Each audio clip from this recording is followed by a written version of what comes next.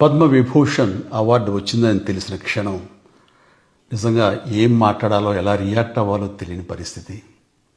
మన దేశంలో రెండవ అత్యున్నత పౌర పురస్కారం పద్మవిభూషణ్ లభించినందుకు నాకు నిజంగా చాలా సంతోషంగా ఉంది. ఒక తల్లి కడుపున పుట్టకపోయినా నన్ను తమ సొంత మనిషిగా, మీ అన్నయ్యగా, మీ బిడ్డగా భావించే కోట్లాది మంది ప్రజల ఆశీస్సులు, నా సినీ కుటుంబం యొక్క అండదండలు, అలాగే నీడల నాతో ప్రతి నిమిషం నడిచే లక్షలాది మంది అభిమానుల ప్రేమ, ఆదరణ కారణంగానే నేను ఈ రోజున ఈ స్థితిలో ఉన్నా. అందుకే నాకు దక్కినటువంటి గౌరవం ఇది మీది. మీరు నాపై చూపిస్తున్న ప్రేమ, ఆప్యాయతలకు నేను ఏమి రుణం తీర్చుకోగలను? నా 45 ఏళ్ల సినీ ప్రస్థానంలో వెండితెరపై వైవిధ్యమైన పాత్రల ద్వారా వినోదం పంచడానికి నా శక్తి మేరకు నేను ప్రయత్నిస్తూనే ఉన్నా.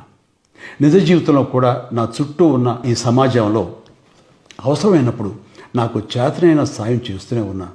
కానీ మీరు నాపై చూపిస్తున్న కొండంత అభిమానానికి నేను ప్రతిగా ఇస్తున్నది గోరంతే. ఈ నిజం నాకు ప్రతి క్షణం గుర్తుకొస్తూనే ఉంటుంది, నన్ను బాధ్యతగా ముందుకు నడిపిస్తుంటుంది.